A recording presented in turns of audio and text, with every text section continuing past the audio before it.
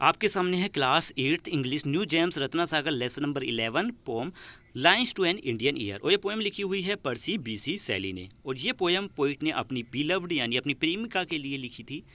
और यहाँ पे पोइट अपनी इस पोएम में कुछ लाइनें लिखती हैं अपनी प्रेमिका के लिए। और वो कहते हैं I arise from dream of thee. यहाँ पे दी का मतलब है यू, कि तुम्हारे। तो यहाँ पे पोइट कहते हैं कि मैं तुम्हारे सपनों में से जागा हूँ in the first sweet sleep of night. First sweet sleep का मतलब है पहली आधी रात को। यहाँ पे फर्स्ट स्वीट स्लीप आधी रात को कहते हैं। तो उस समय जब पोइट सपना देख रहे थे अपनी बिलव्ड का, अपनी प्रेमिका का, तो उसी समय वो आधी रात में जाग गए हैं। When the wind are breathing low, उस समय जो हवाएं हैं बड़ी ही धीमे धीमे चल रही हैं। And the stars are shining bright, और आसमान में जो तारे हैं वो बहुत ज़्यादा चमक रहे हैं। I arise from dream of thee, मैं तुम्हारे सपनों में से जागा हूँ। And the spirit is in my feet, कोई आत्मा है जो मेरे पैरों में, यानी कोई शक्ति है जो मेरे पैरों में आ जाती है और वो मुझे खींच कर ले आती है। कहाँ पर? मुझे नहीं जानता कि वो कौन है, वो मुझे खींच कर ले जाती है तुम्हारे घर तक, तुम्हारी घर की खिड़की तक। तो यहाँ पर फिर स्वीट वर्ड यूज़ किया है उसमें उन्होंने अपनी प्रेमिका के लिए। नेक्स्ट है next paragraph, the wandering year they paint on the dark the silent stream. अब यहाँ पे जो पोइट हैं वो अपनी बिलव्ड के प्यार में खो चुके हैं। तो वो क्या क्या लाइनें बोल रही हैं वो देखिए। वो कहते हैं कि मैं तुम्हारे प्यार में खो चुका हूँ और मुझे ऐसा लगता है जैसे कि ये चल रही हवाएं हैं, ये चल रही हवाएं हैं आधी रात को किसी शांत झरने पर। ऐसा लगता है कि जैसे किसी शांत झरने पर फिदा हो चुकी हैं।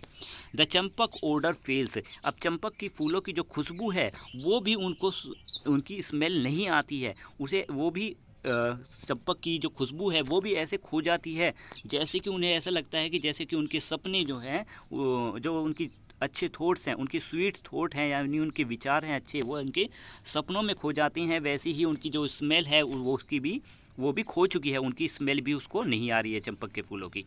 नेक्स्ट है the Nightingale complain.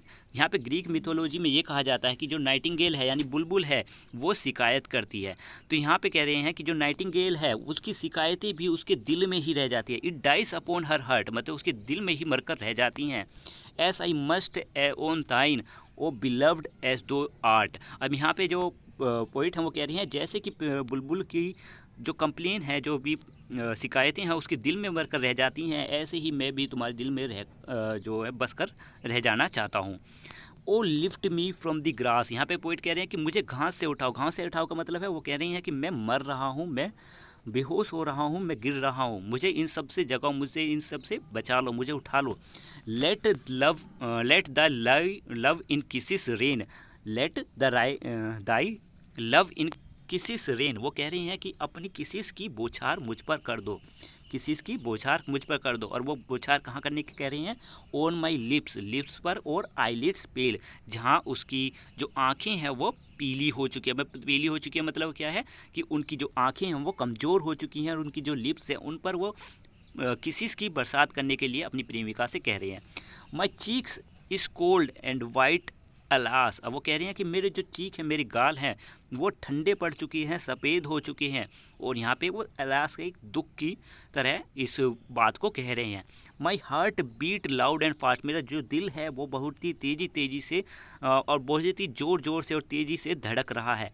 O press it दाइन ओन अगेन, यानी इसको दबाओ, मतलब इसको अपने दबाव का मतलब है इस अपने आप को मुझसे सीने से लगाओ। मतलब वो कह रही हैं कि उसे हग करो, मतलब गले मिलो।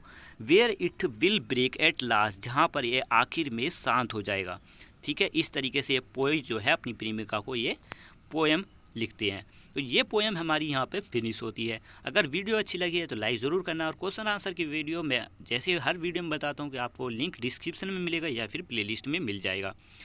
और thank you, have a nice day.